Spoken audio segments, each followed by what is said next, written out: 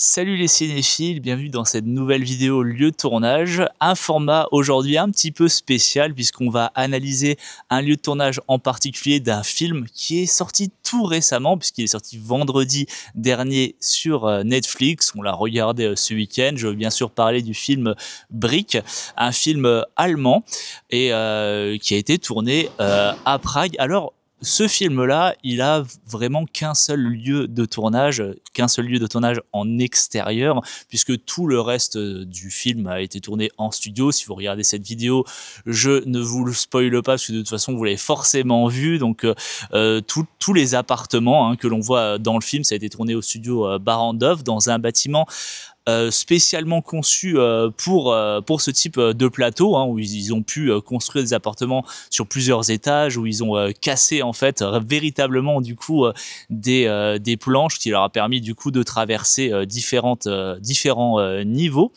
Et il y a bien sûr la rue que l'on voit en extérieur brièvement sur 2 ou 3 petites scènes qu'on revoit à la fin. La rue de l'immeuble où est censé habiter le personnage principal, donc Tim, interprété par Matthias Schweighöfer, acteur que vous avez forcément déjà vu au moins dans 2 autres productions Netflix, Army of the Dead et sa suite, enfin du coup son préquel, Army of Thieves, réalisé et produit par lui-même et également tourné à Prague. Donc pour revenir à Brick et cette fameuse rue, alors je vous avoue qu'on a quand même passé un peu de temps sur Google Maps, on n'avait pas vraiment beaucoup d'indices, à part juste le nom d'un quartier qui a été dévoilé par Czech Film Commission, et ensuite en se baladant un petit peu, on a fini par trouver la rue, enfin plus précisément Joyce a fini par trouver la rue, donc on est dans le quartier de Vrizovice, et c'est la rue, et je regarde par là parce que le nom de la rue est juste inscrit ici, Tchernomorska. Voilà, je vais vous montrer un peu le lieu, vous allez voir, c'est quand même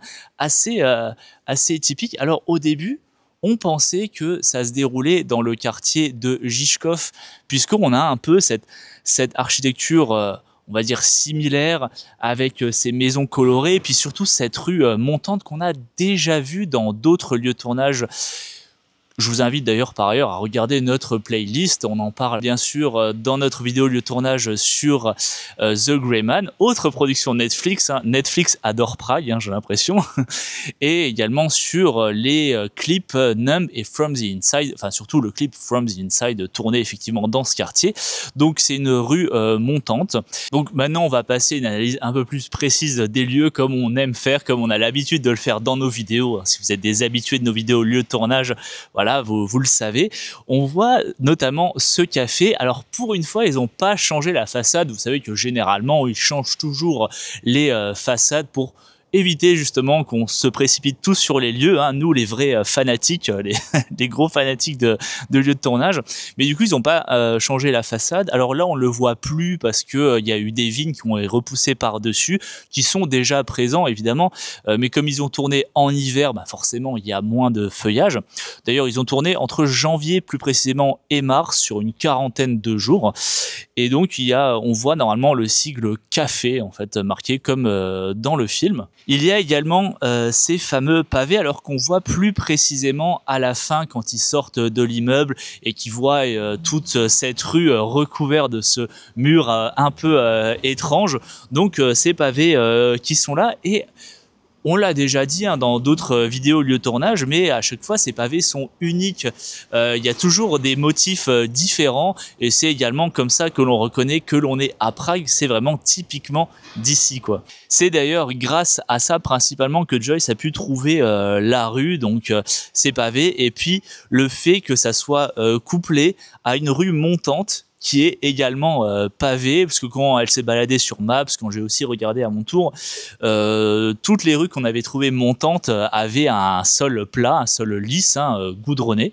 La première fois qu'on a regardé, on a l'habitude de mettre les films sur pause. Dès qu'on voit un petit indice, on se dit là il y a une pancarte, on se dit forcément on va le retrouver grâce à Maps, même si on se plante bien souvent, parce que généralement ils modifient complètement les façades et puis ils mettent des fausses pancartes, et justement ça a été le cas ici avec le bâtiment que vous voyez derrière moi. dans la vraie vie, c'est un Potravani.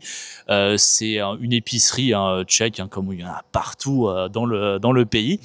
Et sur ce plan, on voyait en fait une sorte de pancarte, alors qui était un peu floutée parce que le focus est fait sur le propriétaire de l'immeuble. On voyait à peu près les lettres Snack Base, Snack Days. Enfin, c'est un peu compliqué de comprendre le sens de la pancarte, mais de toute façon, l'un ou l'autre, et forcément, c'était faux. On a mis un certain temps avant de comprendre que c'était une fausse façade. Bon, en tout cas, c'est plutôt bien joué, hein, même, voilà, on reconnaît quand même typiquement ces balcons, hein, la façade est plutôt jolie, et d'ailleurs toutes les façades sont vraiment jolies en dehors du centre-ville, du centre historique de Prague, et je pense que c'est peut-être pour ça que certains réalisateurs choisissent des quartiers comme celui-là, des quartiers assez calmes, assez tranquilles, parce que ça donne un certain cachet quoi général au film. Bon, et je sais que si vous avez regardé cette vidéo, c'est que vous attendiez forcément la fameuse façade découverte pour le coup, puisque dans le film, on ne la voit pas du tout, hein. Ils ont mis une sorte de bâche. Dans le scénario, il est censé y avoir des travaux de rénovation. Et ben, il suffit juste de se tourner un petit peu et c'est celle-là, tout bonnement.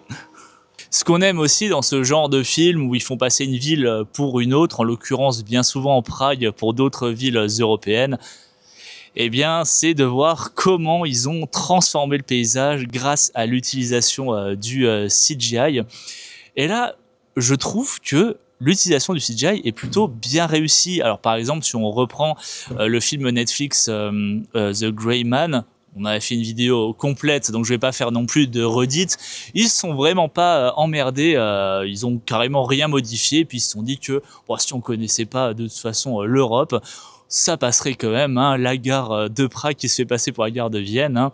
Enfin bref, mais là pour le coup ils ont vraiment bien fait les choses, puisqu'ils ont carrément... Alors, le film se passe à Hambourg, et Hambourg c'est une ville portuaire, donc au fond ils ont vraiment bien représenté la fameuse île dont il parle, la fameuse île où est censée se situer l'entreprise, hein, la société créatrice de ce mur un peu bizarre.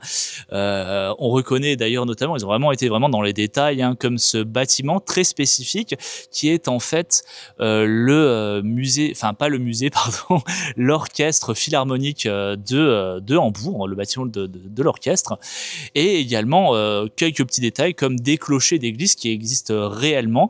J'ai pas retenu le nom des églises, je vous les mets là, et puis je vous mets la photo correspondante. C'est plus simple. En tout cas, je trouve que pour un film qui n'était pas destiné au cinéma mais sur une plateforme, ils ont plutôt bien géré la CGI, je trouvais ça correct. Quant au film en lui-même, eh bien, la fin laisse quand même croire à une suite que je suis curieux du coup de voir, hein. Il y a tellement de questions laissées en suspens. En soi, je trouvais que le huis clos fonctionnait parfaitement. À part un ou deux personnages un peu crétins, mais bon, ça, je crois que c'est inévitable quand on filme un huis clos avec plusieurs personnages différents. Je trouvais que le film était efficace, je me suis pas ennuyé une seule seconde. Je sais pas ce que vous avez pensé du film, dites-le moi dans les commentaires.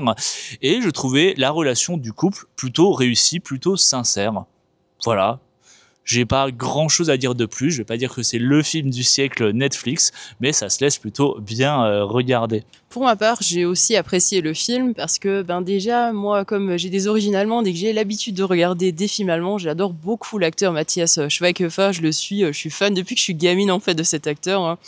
J'avais, je crois, 8 ou 9 ans, j'ai dû voir un premier film où il jouait dans un conte de fées sur le prince grenouille, un truc comme ça.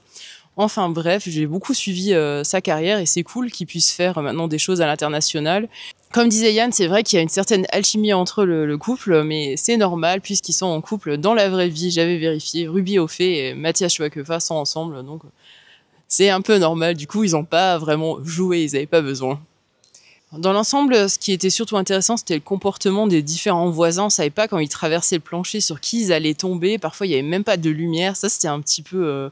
flippant parce que est-ce qu'on connaît vraiment nos voisins finalement, hein? C'est ça c'était ça ce côté un peu horrifique finalement. On connaît pas les gens qui habitent dans notre immeuble forcément, qui habitent à côté. Qui sont ces gens en fait?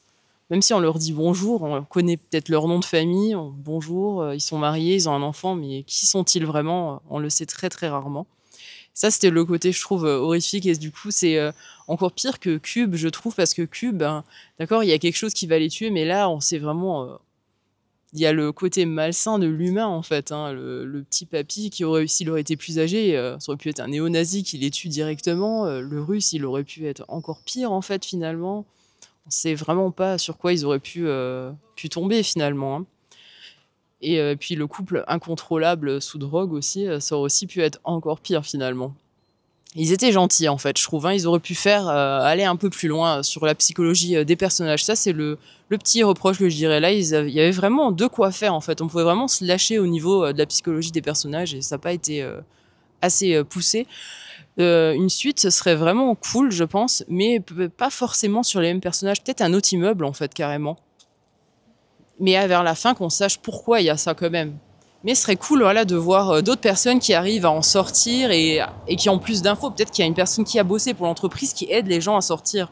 Du coup, ils ont direct les infos et ils sortent plus vite, en fait. Et après, ils retrouvent le couple de Tim et je sais plus comment elle s'appelait, la fille. Enfin, qui retrouve le couple. Ça pourrait être cool, ouais, mais on verra, c'est en fonction des nombres de vues, hein, comme toujours. En tout cas, j'espère que cette petite vidéo vous aura plu.